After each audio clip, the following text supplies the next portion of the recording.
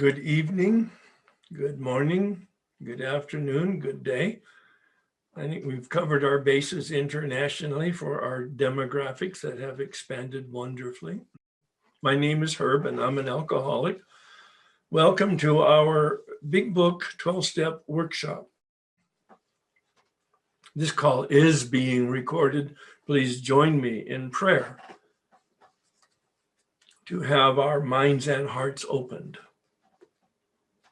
God, please set aside everything that I think I know about myself, my brokenness, the 12 steps in you, for an open mind and a new experience of myself, my brokenness, the 12 steps, and especially you.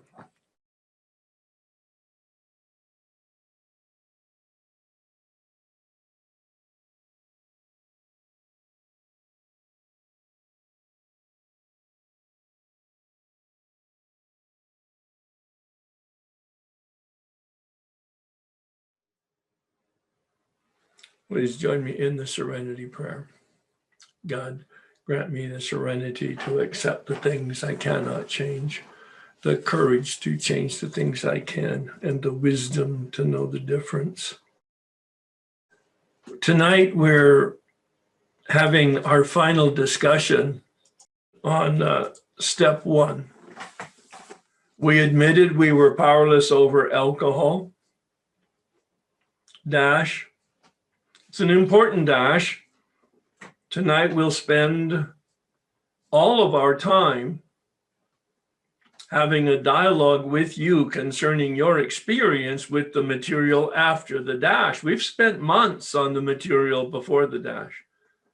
Our alcoholism or whatever your addiction is, substance or process. But I've said repeatedly, and I will continue to say it throughout our year together, that the part after the dash is the most important part. Our lives had become unmanageable. Somebody who was paying particularly good attention to the way the phrase is had a conversation with me today and said, it sounds like Bill intended it to be connected to our addiction, our alcoholism.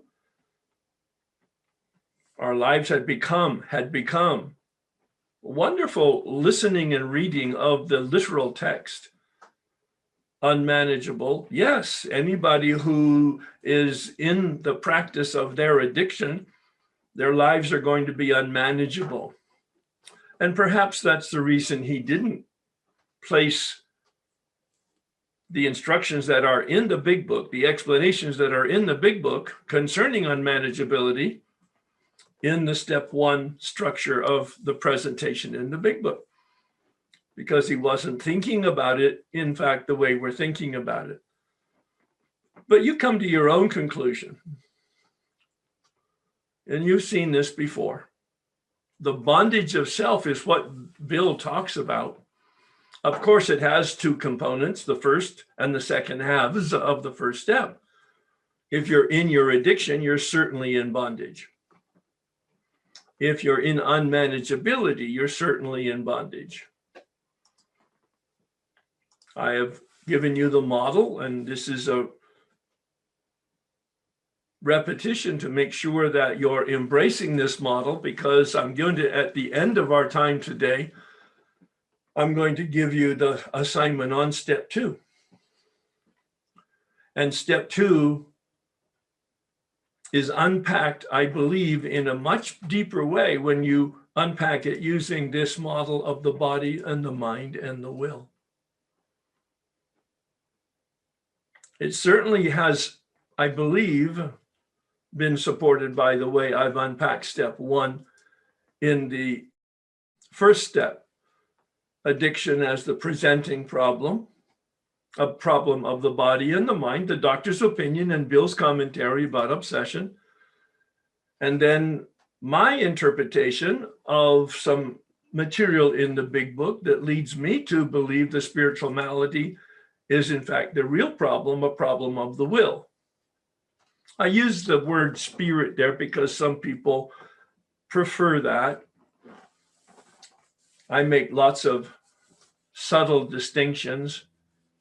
between the will and the spirit. More of that when we get to step 2 and step 3. Addiction, and we talked about substance and process. Powerless, no choice. Look at the top of the PowerPoint. I really encourage you to maybe not use the word powerless during our journey, during this entire year with respect to step 1, but substitute the word no choice so that you might come to it with new vocabulary and therefore new experience. No choice over your addiction. No choice in your managing your lives. The first half is about addiction. The second half is about reality, your life as it manifests. This is my interpretation. You won't find that in the big book unless you interpret the material Bill presents. Addiction has, of course, 2 parts, the part of the body. Dr. Silkworth says we have an allergy that produces the craving. When we looked at that deeply to try to understand the words in the big book, and then to connect your experience to those words. The mind, Dr. Silkworth referred to it, but he didn't unpack it in any specific way. He related to it. He's a psychiatrist. Of course, he's going to talk about the mind, but his opinion was really about the body. And then Bill took up the baton, pages 23 to 43, to take a look at the mind. And he said, we're insane, but not in the common vocabulary or parlance that people use the word. Unhealthy thinking we saw on page 37. We're subject to an obsession. And the problem with the thought that is an obsession is that it's a lie, it's a delusion. Then we don't know that we don't know, and we can't see that we can't see. And thank God for Frank Buckman, that Lutheran minister who created the Oxford group for transformation of the mind. Now, I'm artificially, as I've said many times, making these distinctions because as a human being, we're holistic. There's no separate body, there's no separate mind, there's no separate will. But there are these realities in us that if we take them apart the way we're doing it, we can come to an understanding. And on page 45, Bill says, lack of power is our dilemma. He starts step 2, intentionally, we agnostics, looking at the lack of the effective power of the will. That we have a spiritual malady. He describes it on page 64. Unmanageability, he talks about in the step 1. Carl Jung is the first one who said to somebody who was a drunk, go find a spiritual experience. Because you don't have enough willpower. Your willpower is ineffective with regard to your addiction. And Bill suggests our willpower is powerless with regard to our living our life, free of addiction. 1 out of 10 or 5 out of 10 have an addiction. All human beings, this is my conclusion now, and why Bill could say in that first paragraph in the preface to the very first edition published in 1939, our way of living may have its advantages for all. Alcoholics and addicts, extreme examples of self-will run riot. All human beings, just plain examples of self-will run riot. What does it look like? I am having trouble with personal relations. I can't control my emotional nature. I'm assuming that by now you've looked at, thought about, prayed about, looked at your history, applied this material to your own personal history, and done some writing in that will worksheet.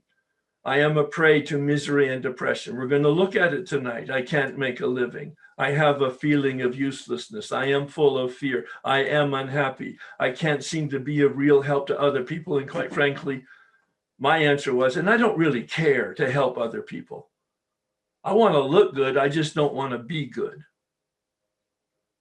I didn't know that consciously until I did the fourth step consciously in my fourth year of sobriety with the work as it's been presented to you, it was presented to me.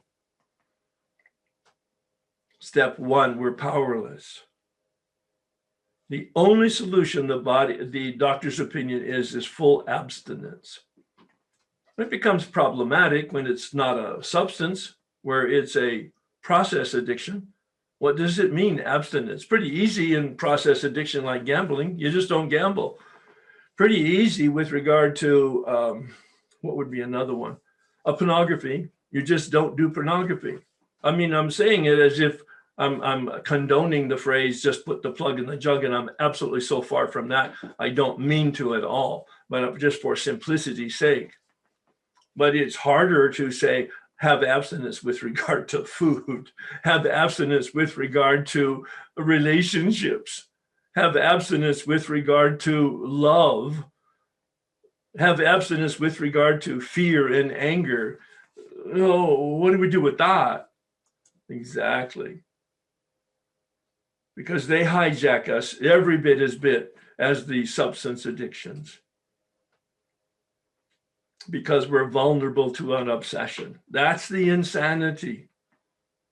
We really do believe that it'll be different this time if I read something, if I do something, if I get this advice, if I call that person, if I pray, if I don't mix it, if I do mix it.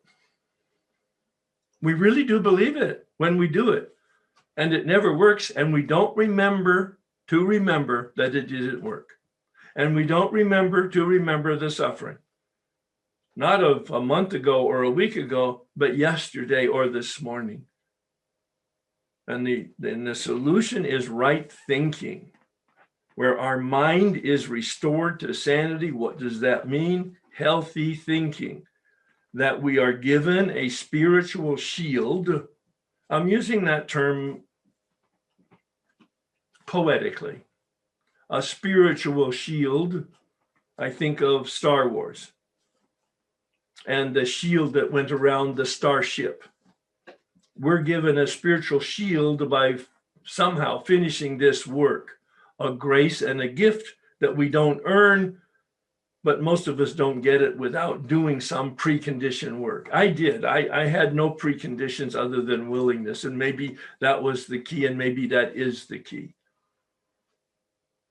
Willingness demonstrated by a little bit of action. But the real key is, after 4 years of sobriety, I do this work and I have an awakening. And then I continue to stay involved with AA and the step process and accountability. And at 10 years, I do the work for the third time, and I see unmanageability for the very first time because of that behavioral description of those bedevilments. And I was then brought to a step 2 that was effective. Before that, 10 years sober, 2 prior spiritual awakenings, my relationship with God and power was based on, quite frankly, fiction, fantasy, delusion. And I discovered that my concept of God was the very impediment to my relationship with the reality of power. You'll hear more about that as we do step 2. The key to our addiction is completing the first 9 steps. And Bill suggests that we will have recovered. We will be placed in a position of neutrality, he says on pages 84 and 85, as we enter the world of the spirit. But we're not cured. We have to ask, of what? I answer it by saying, of the spiritual malady, of the spiritual defect, of the unmanageability, of the selfishness and self-centeredness. And we need to have an effective relationship with power. That effective relationship is given to us in step 3. Or at least I understand the process of step 3 when I talk about relationship, and you'll see that when we get there. We'll tonight look at the will, the worksheet, and any experience that you've had with the spiritual malady, unmanageability in this journey through the steps. Try to stay focused on your experience. Try to stay focused on this second half of the first step. Try to stay focused on the experience that you've had during the time that you've been in the workshop with regard to this aspect of it. I don't have any rules. I'm trying to set my priorities tonight for you, because I really do want you to have an experience of darkness, your personal history as you've remembered it, or today, your experience of darkness as you're living it, especially in unmanageability, and know that this is the other side of it. I think you've seen this slide. There's no jail, there's no bondage here that's objective. There's no walls, there's no ceiling, there's no floor. There's just pathetic Herbie holding the bars in front of his face because he doesn't know that there's an alternative. He doesn't know that he's holding the bars in front of his face and they're not tied to anything. He's made up a story about being a victim, and he holds his head into the bars so that he can't see the reality around him, that there's nothing supporting the bars but his hands. It's so much setting us up for step 4. You notice what I've done tonight. I've given you a bit of a roadmap. Our next assignment is going to be about step 2, a decision about power. And then we'll go on to step 3, our decision about a relationship with power. And then we will go on to step 4, our effort at identifying the obstacles to that relationship.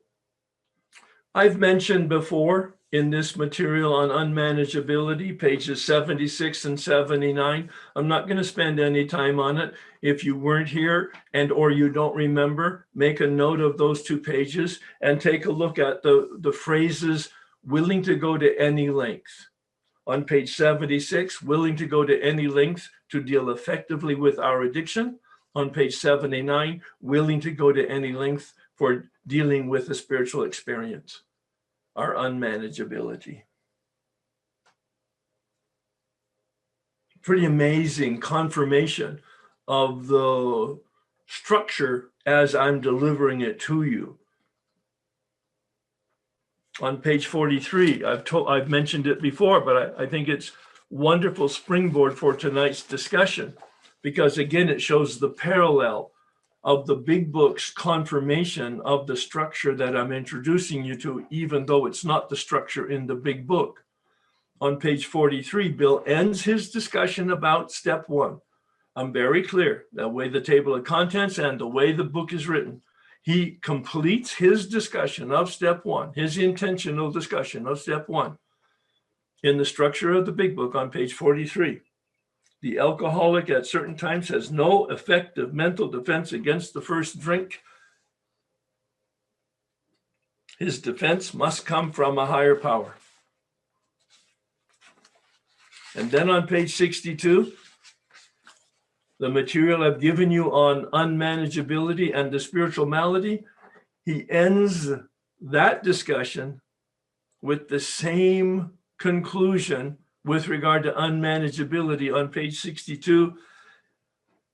He confirms that unmanageability is selfishness, self-centeredness. And at the very bottom of that second to the last full paragraph, he says, neither could we reduce our self-centeredness much by wishing or trying on our own power. We had to have God's help.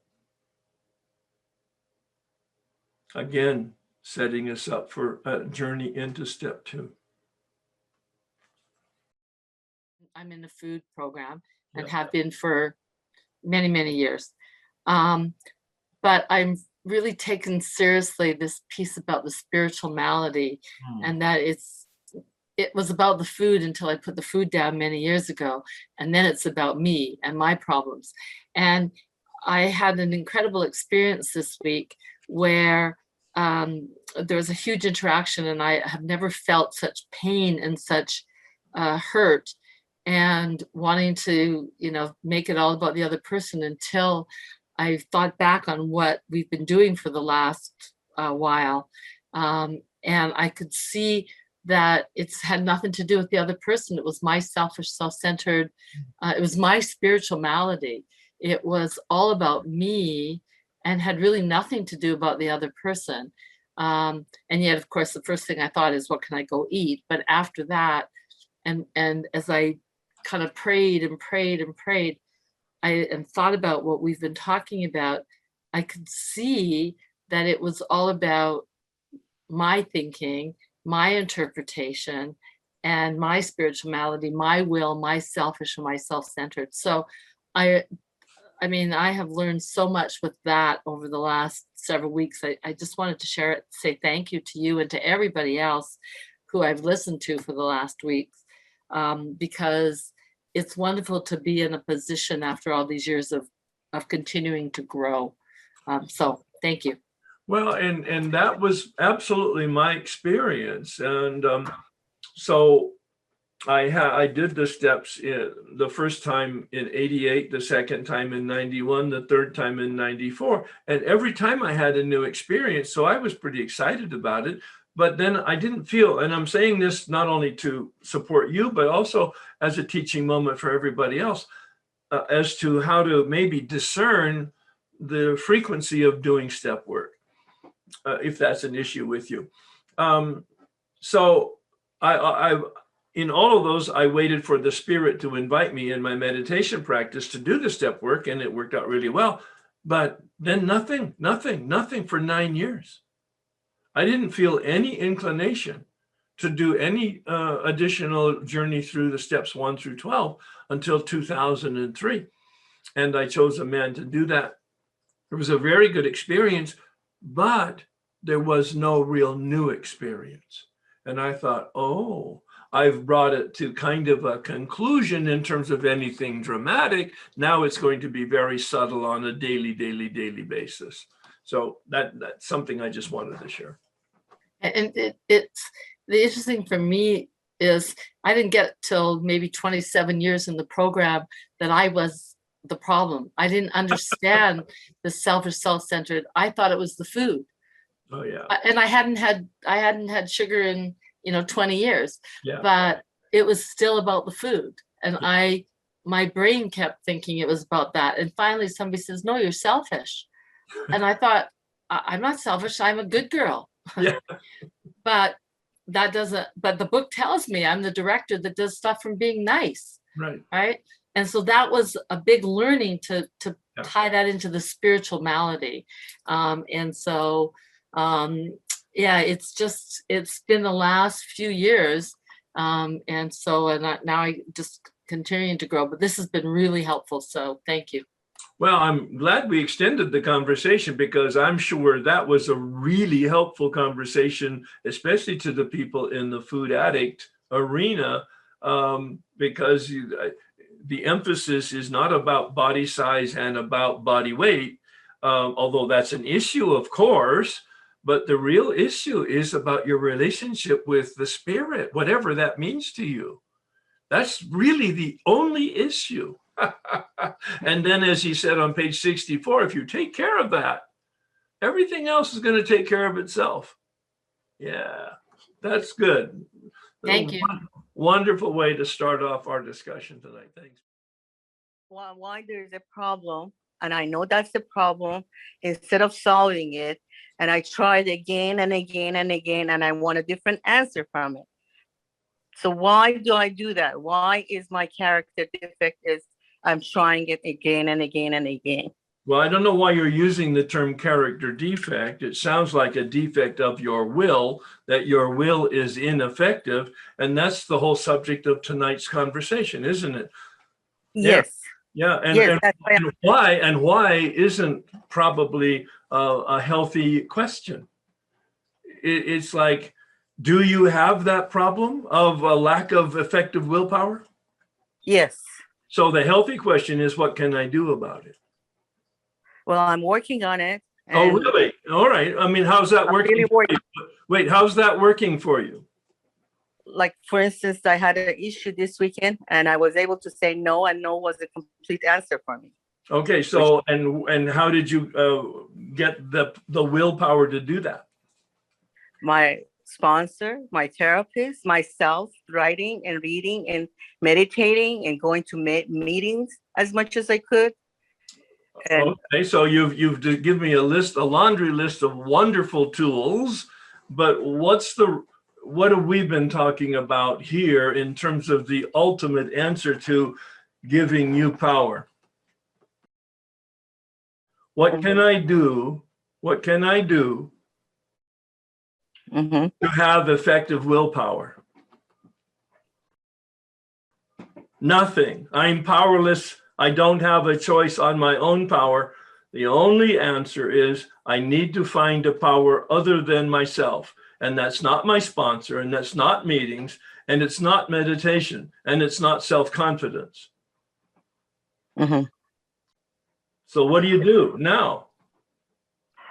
Well, I talked to, can I give you what happened? No, you can answer my questions, but I don't think you're going to be able to, because I don't think you understood what I've been talking about. Listen, what you've done is just wonderful, because you set us up to have a very productive and effective conversation. Now you listen to some of the people's shares and their experience, and I think it will really help you connect to what we're talking about, okay? I just wanted to say the two things that struck me the most about from since last week were and I went back and listened to the recording, that Freud quote. Yes. All human beings need to make their unconscious conscious, otherwise they will conclude that they are a victim of other people's malevolence or ill will or fate. Yes. Because I have, like you and I want to thank you also for keep saying that thing about those. I mean, I've been abstinent a really long time from sugar and flour and alcohol. And then I probably 3 or 4 years back, felt like I was white knuckling it, even though I was doing all the stuff. And I certainly had spiritual experiences as a result of working the steps. So I like that you keep saying that. It makes me feel there's hope there. That's and right. Then, no, exactly. And Bill introduced hope right in the beginning. He said the second chapter, I think, is there is a solution. So it's good to walk down the valley of death, but know that there's some type of lantern someplace. Well, geez, I couldn't figure out what the heck was going on, and this helps me. And then the other part, when you sort of last week picked apart because this part 61, where page 61, yes, I would read it and go, ha, that's me, whatever. Yeah. But then when you broke it down, like, that's bad. That's really bad what you've been doing. And so then after that, and then reading that question, am I convinced that life run on my self-centeredness can hardly be a success? Well, all of my decision making is based on how can I get my way? Even though, like you say, I've been in 12-step recovery for more than 30 years. Exactly. Well, that's why I say, I'm going to pause for just a minute.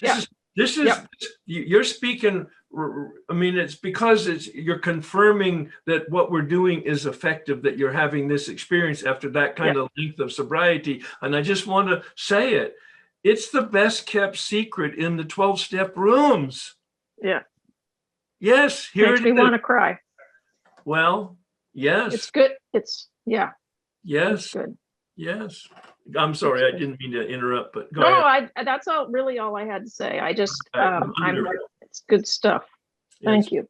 Yeah, very good stuff. And whether you're 6 months in recovery and abstinent or not, or whether you're 30 years in a variety of programs and you're discovering this, it's like, good. I'm glad you're discovering it now, because Me you've got too. the rest of your life in front of you, and it will expand your spiritual consciousness. And the other thing is, I have a real newcomer who's, oh boy, is she suffering from the food anyway, and I'm taking this to her now. So Yeah, well, as a and brand new newcomer. And that's Yeah. the way you show gratitude to the program, to the fellowship, to the workshop. You show gratitude by passing it on. Yeah. Absolutely. Thank you so Good much. stuff. Yeah. Thank you. Great. So you asked us to take a look at the initially on page 52 and read the bedevilments and change out some of the words so that I said it in the personal with a personal pronoun and in the present tense. Yeah. And initially I did that, and I kind of felt like I could relate a little bit, but not entirely, truthfully. All right. And so what I did is I was inspired to kind of rewrite them from my perspective. Yes. Mm-hmm. And so I wanted to share a little bit about that. And your perspective is what? Oh, I work in Al-Anon program. That's right. Now I So remember part of it is conversation. this. Great. Yeah, this felt a little black and white for me, and it didn't really resonate. Yeah. So this resonates a little bit more for me. So Well, because you made it personal. yeah, You took the time to be creative in prayer to make it personal. You took this work seriously. There must be something here for me. I'm not relating it to the way her presented it, so I'm going to be creative. And I'm just endorsing that. yeah. Go ahead, please. It felt like those pointed me in the right direction. Yeah, yeah. So it's like, of course, this can't capture everybody's experience. So what I found is I'm having trouble accepting my loved ones as they are. I don't always know what I am feeling because my thoughts are so loud. I get stuck in my head and I cannot feel my heart. I am prey to disappointment, dread, and despair. I can make a living, but my current job sucks the life out of me. I recycle my worries. I don't trust or know how to partner as equals on my own. I don't easily surrender to unmanageability or ask for help or guidance. And I believe a strong person is one who is self-reliant. Yeah. And you know that that's an unhealthy belief. I know that all of these are unhealthy things, but here's, here's the unmanageability for me. This is what it feels like. This is what the bedevilments feel like inside of me. So. Right. And in one of the steps, I forget which one, in the 12 and 12, Bill says that human beings, especially addicts, alcoholics, have a difficult time establishing partnerships with other people. Mm-hmm. Yeah, you just used that word and it triggered that remembrance of what's in the 12 and 12. So, well, a lot of people say there's one disease, and the Al-Anon is oftentimes considered the other side of the same coin. So, well, and in fact, as I presented it, as I understand it, there is only one problem, and that's unmanageability, the spiritual problem. Now, it manifests in different ways. The Al-Anon has a behavioral thinking and feeling pattern different than the alcoholic, all right? But the essential problem, the root problem, as Bill says, the root problem is that self-centeredness. Right. Yeah. Yeah. Lack of God. Yeah. Well, that's a leap now. And next week I'm going to comment on that. That's what you just did is what Bill does on page 44. All right. Yeah, I read a little bit of that. Yeah. I kind of appreciated turning a couple pages where I was like, oh boy, there it is. There. It's a leap even in the verbiage that he uses, because it's not logical, the leap that he makes. Yeah. He did exactly what you just did. Yeah, the letter to the agnostics is quite interesting. Yeah. All right. I look forward to that. Yeah. All right. Thanks very much. I have a lot of trouble with you sharing some of the things you share, like how you didn't really want to help people. You just wanted to be recognized as someone who helps people. Yeah. And the other thing that really got me was your initial story about how your sponsor told you that that you had a lot of information and no transformation. Yeah. And I identify very closely with those things, and I'll just want to tell you that it sucks. Well, yeah, initially it's embarrassing, isn't it? Yeah, it's awful. Yeah. It's like my cover is blown. Yeah. And To myself. Yeah, exactly. What I've realized is it's exactly it. It's to me. I can't believe my own BS anymore. And I've kind of come to the realization that my self-centeredness is more cunning and baffling and powerful than alcohol. Well, you're touching such depth of truth. Wonderful. And what's interesting is when I first got sober 6 years ago, I was going to be the best alcoholic in the town I was living in. I was going to get good grades in AA. I was going to memorize the big book. I was going to sponsor more people than anybody. Yeah. And you're a high achiever. That's a hilarious story in itself. Most of them landed in jail or skipped town with their girlfriends. Or somebody else's girlfriend. It was a disaster, and it reflected poorly on me. Yeah. And so, but this ego thing is just so, it just kind of sickens me, actually. I get kind of sick of it. Yeah. And Ignatius has this thing where he talks about how the purpose of humans is to revere and praise and serve God. Mm. And as I was doing one of the writing assignments, I recognized that the only thing I have revered for decades, is my own desire. Yeah. And the only thing I could praise were my own accomplishments. Of course. Yeah. And the only thing that I served were my own ends. Yes. Yes. Short-term gains. All. Mm-hmm. All of it. Yep. All of it. Immediate gratification. Immediate. I'll deal with the consequences later. Or not. Preferably not. Yeah, right. But they have a way of catching up with me. Yes. And so I shared this a while ago, and I just wanted to share it again, I guess. Like when I went through the bedevilments, and I remember reading it. I read your first book, and I remember reading the bedevilments and thought, oh, isn't that interesting? I know a lot of guys who've got these things, and I'm so full of it. Yeah. And then, but when I sat with it and did the first person thing and recognized I could rattle off entire paragraphs for each one of the bedevilments.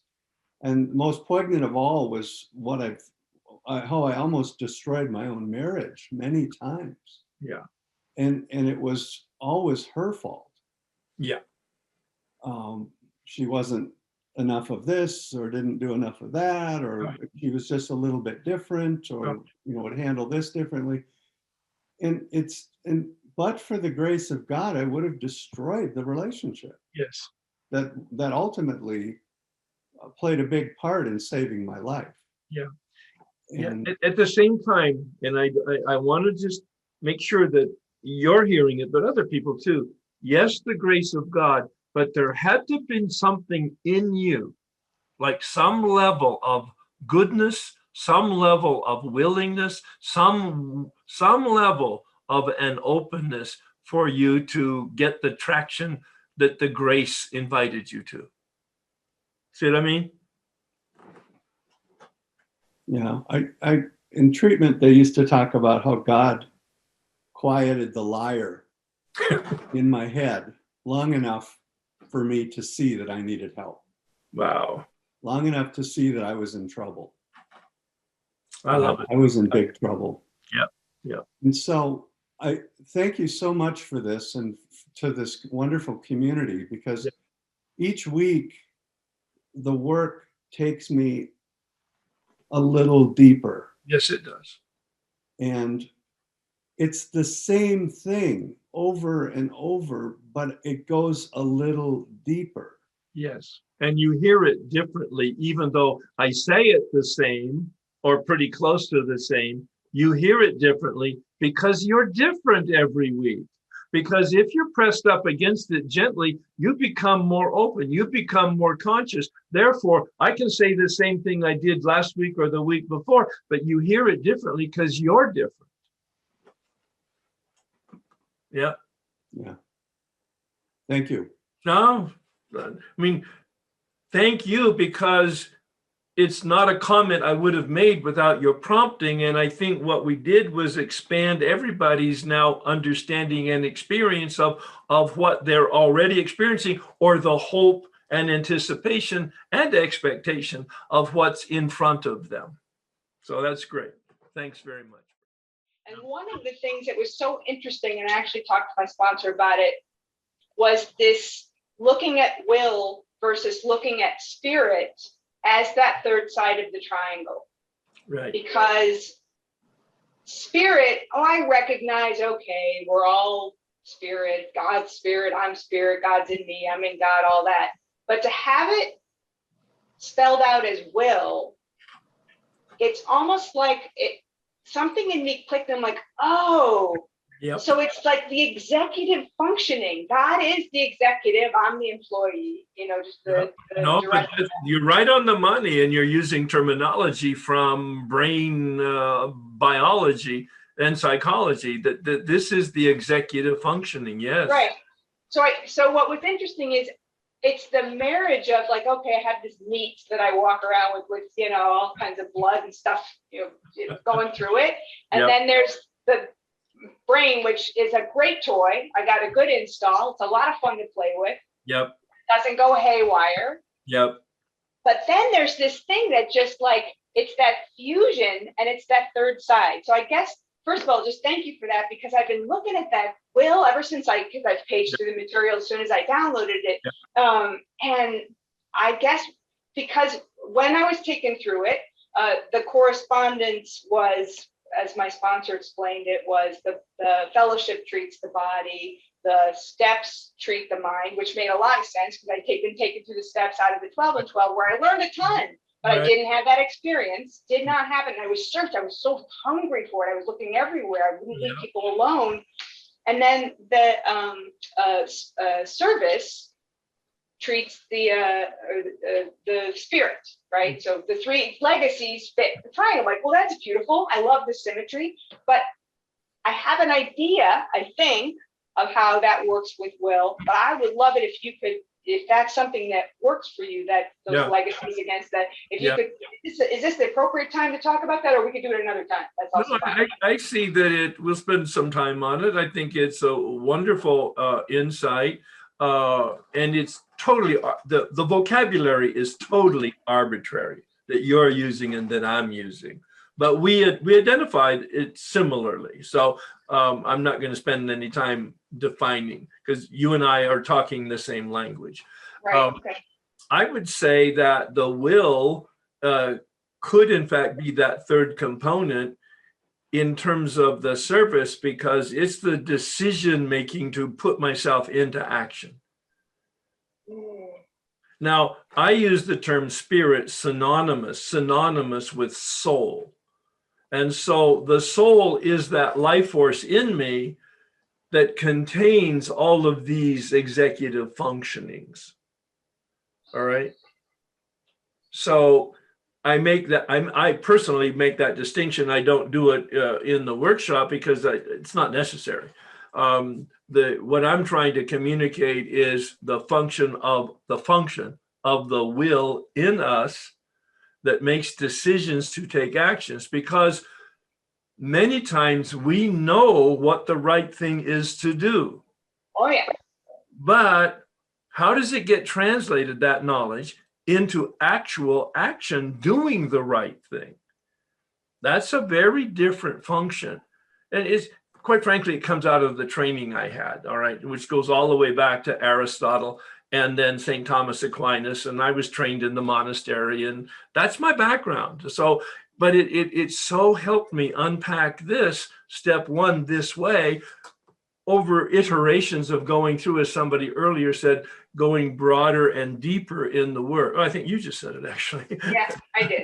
But Yeah, you right, probably said it and put it in my head. It all becomes a mush in my head because I'm just resonating with the way you're describing it. So I'm not sure that that answers your question or helps you, but I want to stay with the term will. That's fair. For the functioning of the decision-making process.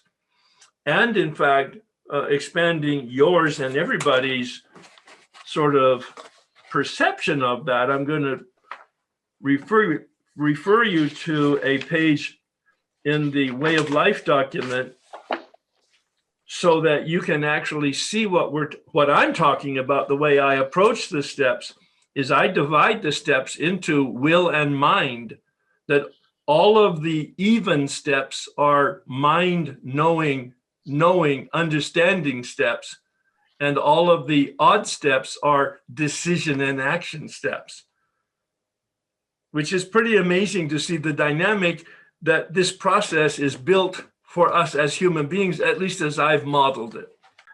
Page 57. Okay, cool. I'll look that over. Yeah. Well, yeah. You'll find it interesting because you've raised the question in your own mind and made some connections, and some other people might not at this point. It might not be useful.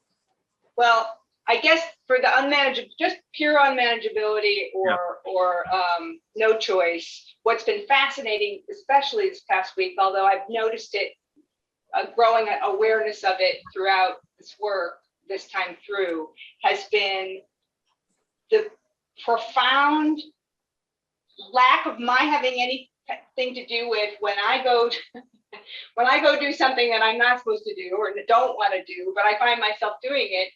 At this point, maybe I would say 60% of the time, I'm like, oh, hey, God, we're going to go eat this extra blah, blah, blah. Or I'm staying up to watch an extra, episode of blah, blah, blah. Right. I laugh and laugh. I'm like, I know I'll pay for. I'll have the consequences tomorrow. Yeah. Oh, yeah. And you do it anyway. Yeah. I do it anyway, and I know Right. it.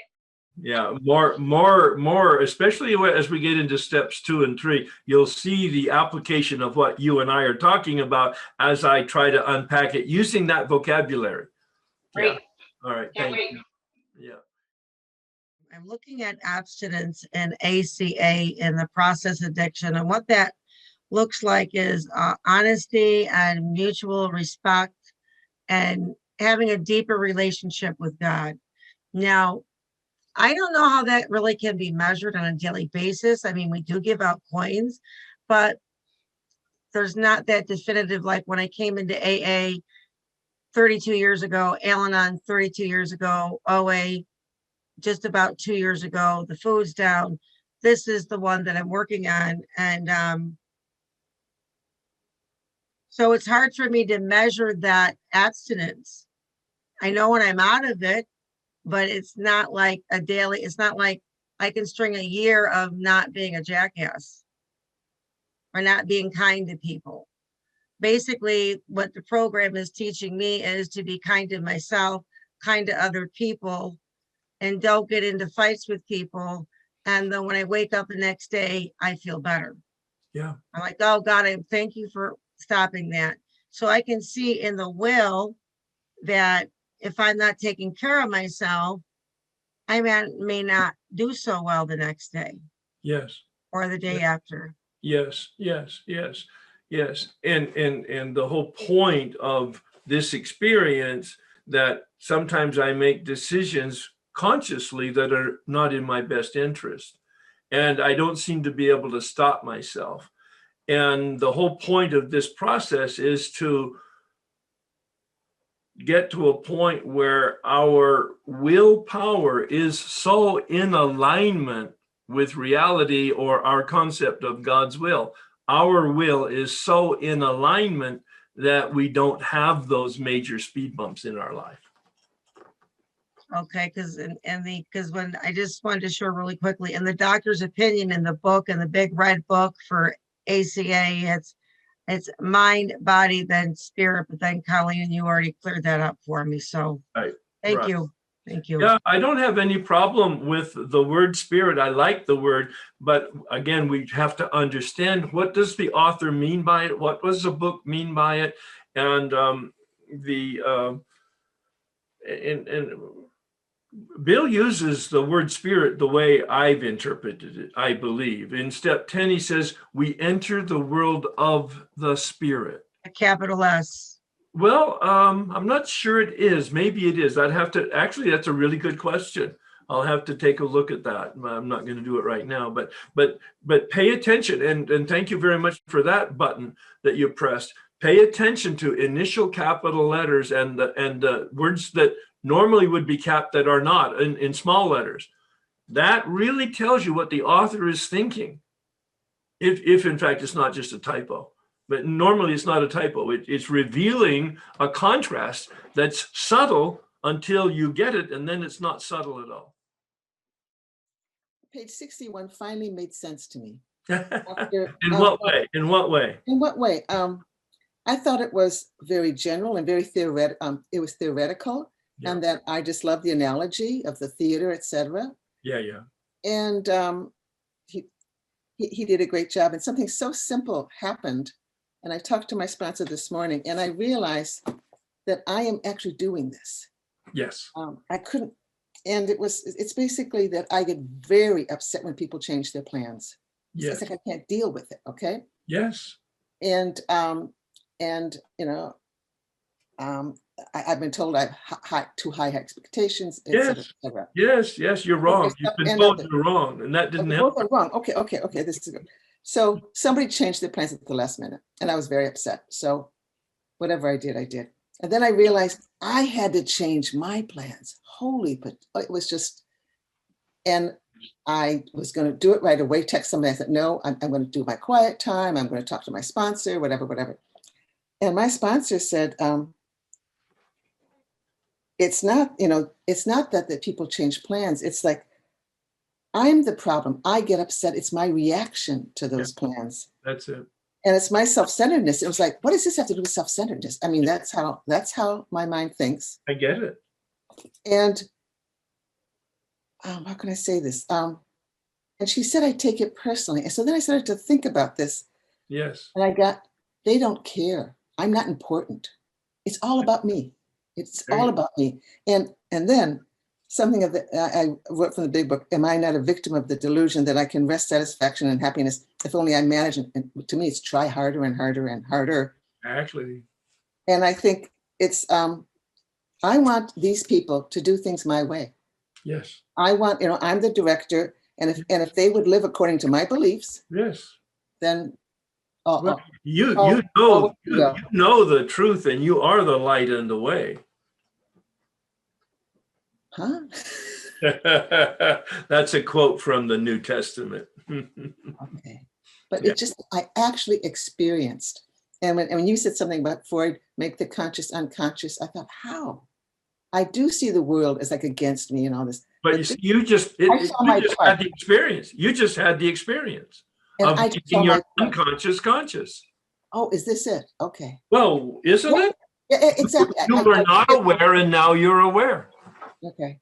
I read these things, and somehow I have a difficult time applying them to my life. Yeah. And that also, I thought, well, how does one do that? It must be some trick or some formula or something. Right. But it's not. It's just no, it isn't. No, it isn't. It's a process. It's following directions specifically. It's attempting to pay attention, and also to use that set aside prayer. It doesn't change anything except you. And what you've also reminded me is a very good exercise for people is to reread pages 60 to 62. This is not a formal assignment, but if you want to have some perhaps new experience, read 60 to 62 in the same way you read the bedevilments, making all of the words, the verbs personal and and present. Personal and present. And you read 60 to 62, and I think you're going to actually shudder. Shudder. I realized, because afterwards I said, I am sure this is how I treat my husband and my son. You can count on it. Yeah, exactly. And then I wrote about it when you said, am I having trouble with personal relationships? Yeah. Yes, and I would, yeah. And but Wonderful. Wonderful. and I hope this is an experience, because you say, and I believe you, that it has to be like sort of, I have to experience some sort of transformation, and I want to. Yeah. And it may not be, some big lightning in the sky. It may just be my awareness that, Oh my gosh. this is how I am acting. That's exactly what it is. That's right. Incremental though. It's incremental. Thank you. Yeah. Thank you so much. That was great. Good. I don't want to be too hard on myself. I do service at my job, but if there's an opportunity that that's going to be too much, I really don't want to get involved in that, and that's going to take a lot of time, and I don't want to give up my time to help those people. Those people. And it's like there's a little rebellious part inside of me that's just like, no way, man. I'm going to do just what I got to do to get by. Right. Look great on paper, and that's it. Yep. And that's where emotional sobriety comes in, is to be able to navigate that with a little bit of dignity. Anyway, I just wanted to call myself out in front of a group. Yeah, no, that's exactly, see, that's what happens when we get conscious, but then that's the invitation to more consciousness, so that we're not involved with that kind of struggle. There's always going to be struggle in the sense of discernment. Do I turn right or do I turn left? And you have to figure it out. And if you make a mistake, that's the benefit of consciousness also. You identify the mistake sooner, you correct it more effectively, and you don't make it again. Yeah, so that's great. Thanks very much.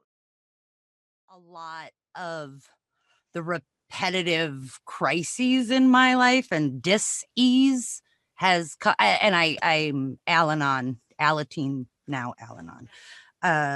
has come from my will, probably misreading or interpreting step 11 for so many decades that I prayed for understanding. Yes.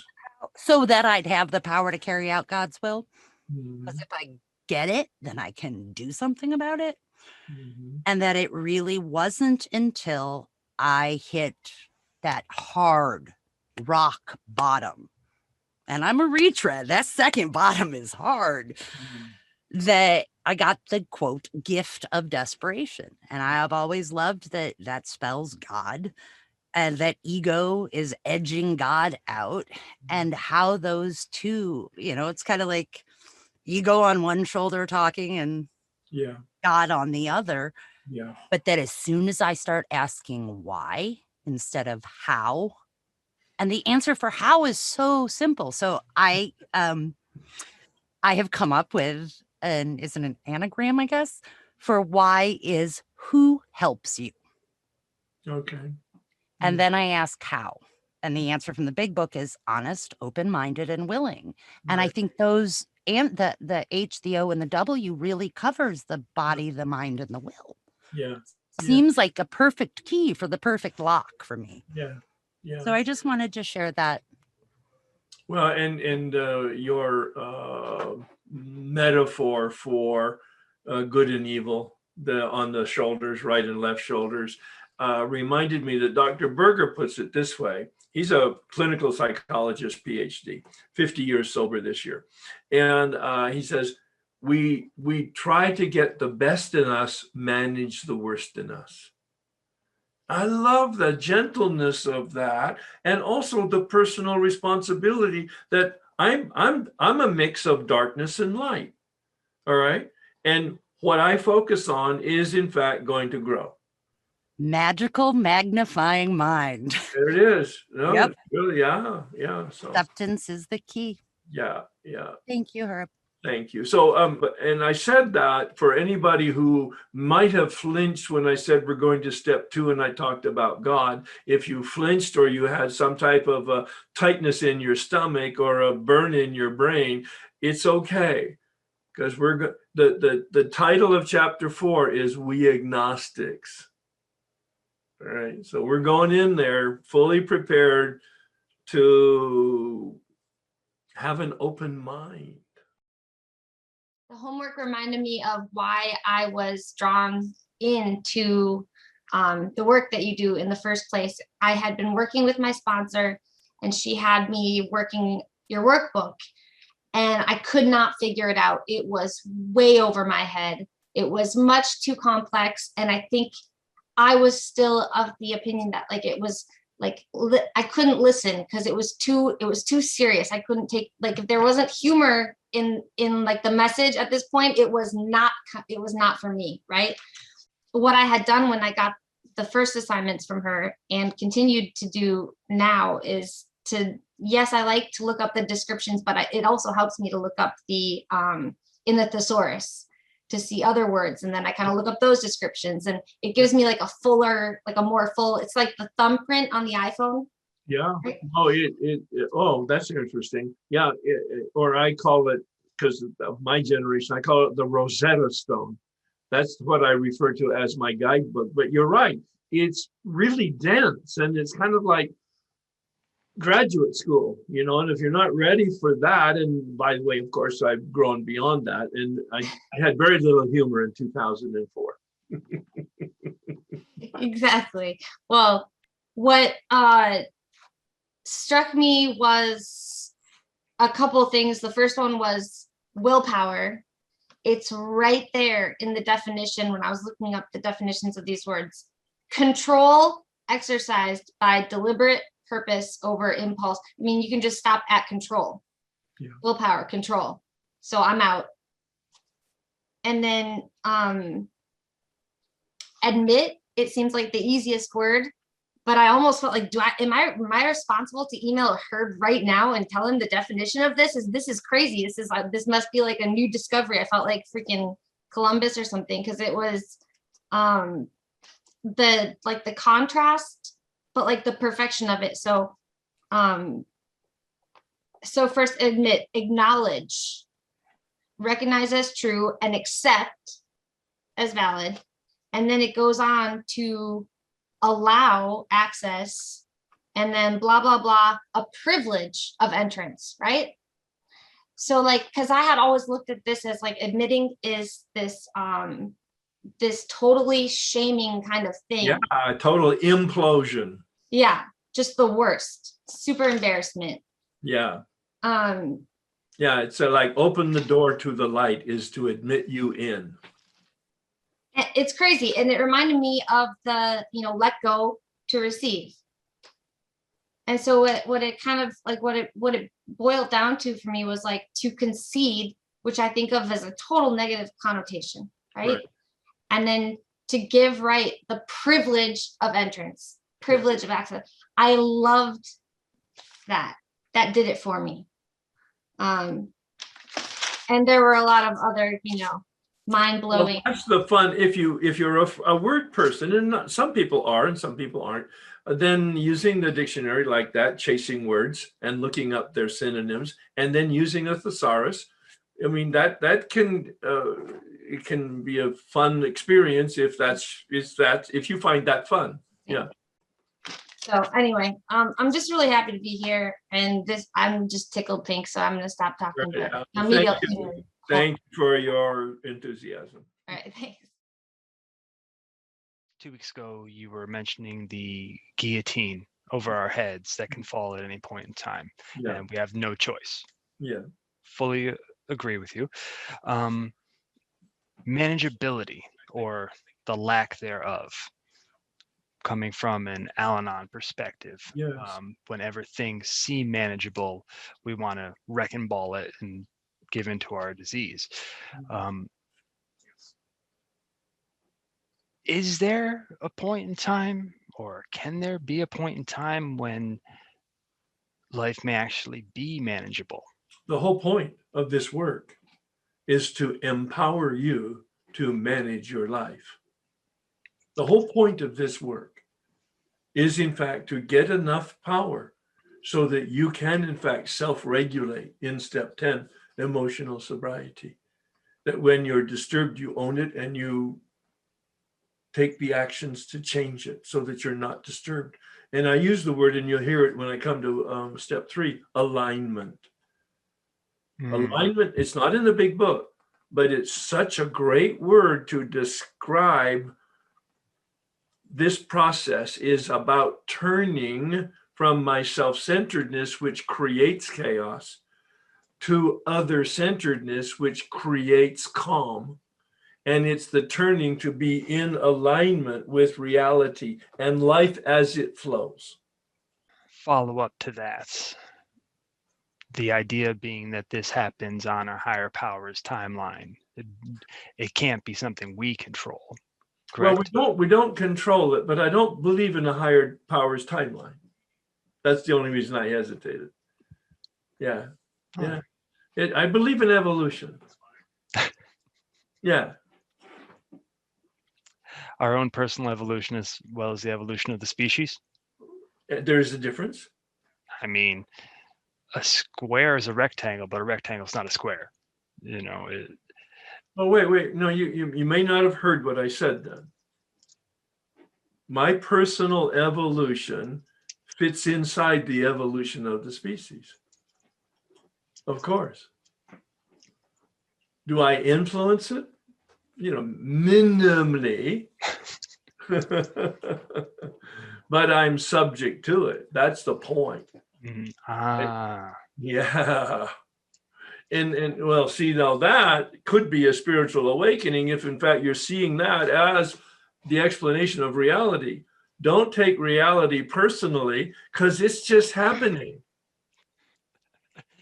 And by the time you perceive it, it's already happened. Well, no, the perceiving, but yes, that's true. And the point of this process is to be conscious of it while it's happening so we can influence it and not just be a passive crushed ant as the steamroller comes by.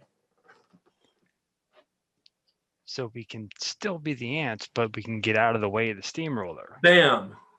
Yes. All right. Yep. And Bill, in page 80, pay attention, very dense material on page 85. He said the proper use of the mind and the proper use of the will. That's empowerment. The proper use of the mind is to create a vision of God's will for us. And the proper use of the will, by my interpretation, is to align myself with that vision. Yeah. That's simple, but that just struck me as really heavy. It is life-changing when you really connect to the truth of it. Because it really makes it simple. As Bill says on page 14, we haven't seen it yet, but we will in step 2. Simple, but not easy. A price has to be paid. It means the destruction of self-centeredness. I must turn in all things to the Father of light who presides over us all. There it is, right there. The whole Megillah. Yeah. All right. Awesome, Herb. Appreciate it. Thank you. Doing this will worksheet was very challenging for me. I'm here to call myself out on it too. I feel that I want to turn the page from it so desperately because it's so incredibly embarrassing. I got stuck at, do I really care to be useful? And my defenses went up. I flew through this worksheet. And when I got to that one, I was like, yes, I'm looking at it. I wrote, yes, I care. And like exclamation point. And yeah, and I finished it, but I kept coming back to it because I felt I wasn't being authentic there. And I did come to the realization it's manipulation. For me, it's a problem. I walked into my office, Herb. I have a sign from Ronald Reagan, a quote in my office that says, There's no limit to the amount of good you can do if you don't care about who gets the credit. I actually have that sign there because I want people to know that about me. Most people do. Exactly. That's right. It was so embarrassing to me. It's so, the hypocrisy of it. Good for you. You're waking up. It's wonderful.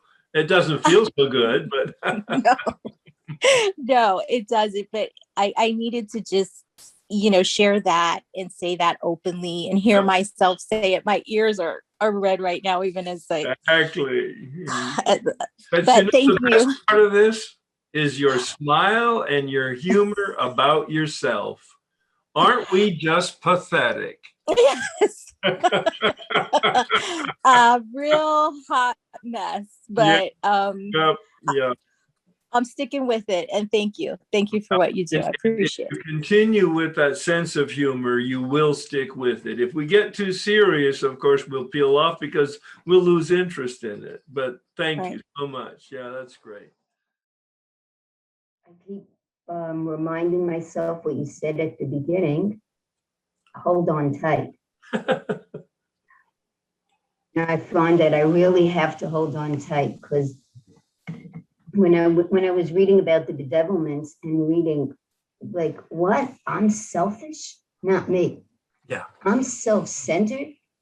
I have 9 children. I've been giving my entire life. You're But right. as I was talking to my sponsor, she said, so how come you're so full of resentment? If you're such a giving, loving, kind person. But I finally realized because I was only giving in order to try to find some validation. I wasn't really giving. I didn't see what the other person needed or didn't need. It was all about me. Yeah. So you're speaking in black and white, and it's never black and white, but I'm not gonna modify. Don't modify it, but I just want to make sure that it's in a context for everybody else. Go ahead, please.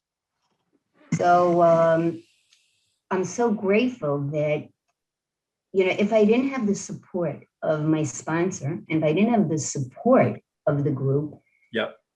I would just fall into that pot of self-pity and poor me. I'd be right back there again. Yeah. But as I keep rereading the big book, new things are opening up. Like I was reading when he came to Dr. Young, and Dr. Young said, although you have good spiritual convictions, they haven't helped you to have that experience. And all of a sudden, I saw all my religious practices also as being very selfish and self-centered. There you go. I was doing God a favor. That's all I was doing. This little, yes. And all of a sudden, things are opening up. And I'm just keep saying to myself what you said to me at the beginning. That was the first thing you said to me. Gently lean into it. Just lean into it. Because if not, there I am. I'm going to do it. I'm going to get it. I'm going to figure it out. No, I'm going to let it happen to me. Now, that is something that I don't know how to do at all. Exactly. Just let it happen. Just sit quietly and just do the work and trust. Nice. Just trust the process. That's all. And, it's amazing because things are changing. Things are changing. I'm becoming a little quieter. And I really want to cry. Even your face and your tone of your voice is softer, by the way. Amazing. You're changing visibly. I'm so grateful. Thank you, everybody. I just couldn't do it. I know I can't do this. I can't get all that awareness from myself. Lean gently with us. Yep. Thank you so much. I have some sort of a observation or revelation, something that's coming to me with respect to the will and the first step and the unmanageability. And that is that as a result of going to all these workshops, you're listening to your tapes and Dr. Berger, I've come to get in touch with this inner child thing, and it's just coming to me that the way I want to interpret the second half of the first step, and the entire program actually, on my disease, is that actually I have a problem with immaturity, and that the second half of the first step is my child, my immature side running my life. Hazelden put out a pamphlet called King Baby. Yeah. So my question for you, Herb, is how do I, because I also have a problem with the higher power, God, as you put it. You know, I'm not an atheist. But what's your question? You say how something. How do I reconcile with working the program while I believe that it is a psychological disease more than a spiritual one? All right. Even though you've taken a look at unmanageability, it still seems pretty psychological in terms of the immaturity. All right, that's fair enough. That's fair enough. It doesn't give you the sense then, though, of a desperation, because now all you have to do is get a good human development book or a good counselor or psychologist, and if you get some good training, you'll figure it out and be able to manage your life. Well, and your inner child will become an inner adult. Well, that's the way I see it right now, because I think. But you're going to stay with the workshop anyway, because you're curious about this whole God concept and this whole God thing, and so you're going to participate in the step 2 assignments and exercises, right? Yes. Yeah. So because I'm open-minded. Well, try to be. No, see, you're willing to be. Yes. Your face even smiled.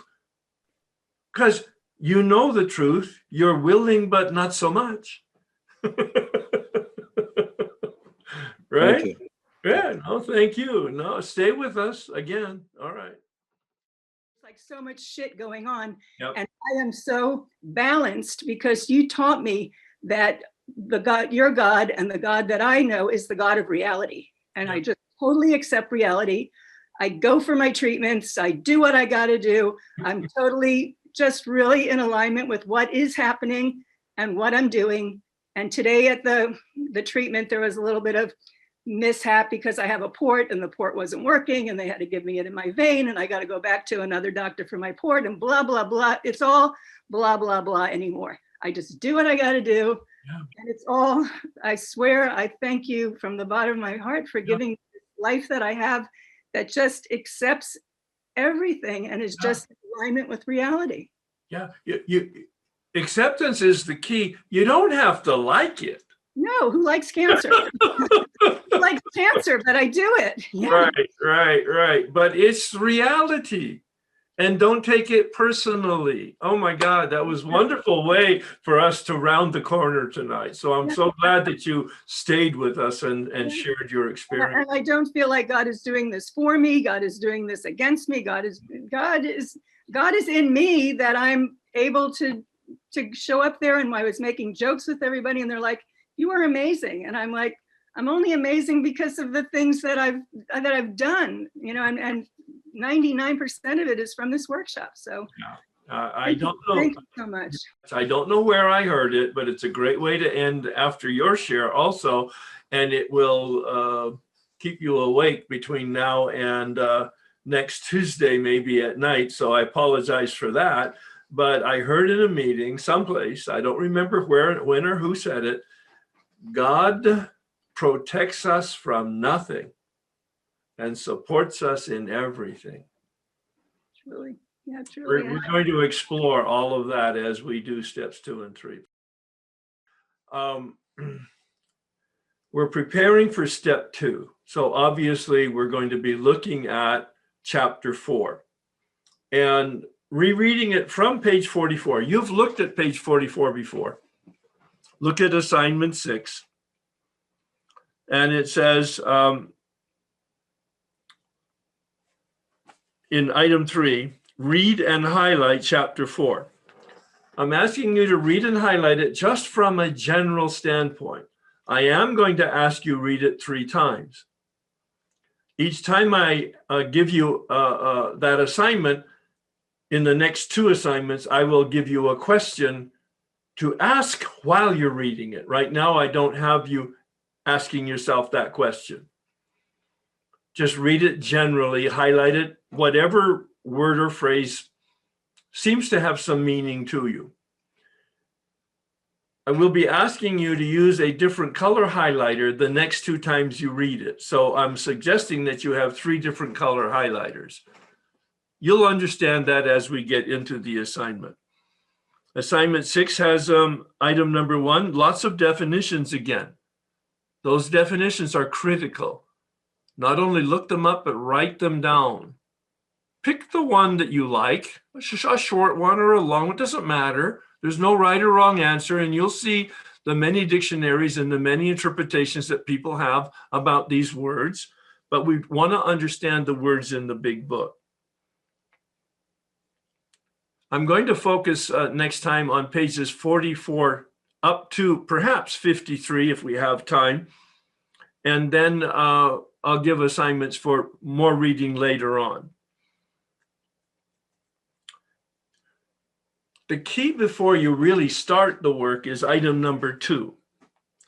Ask yourself this question: what do I actually believe about God? Now, you probably did not hear the question as I intended. So I'm going to explain it and unpack that question. I asked you, what do I actually believe about God? Believe. I didn't ask you what you think, what you feel, what you know, what you've read, what you've been told by your rabbi or your priest or your minister or your parents or your sponsor or your 12-step fellowship or the big book or any of your literature. I am not asking you an academic question.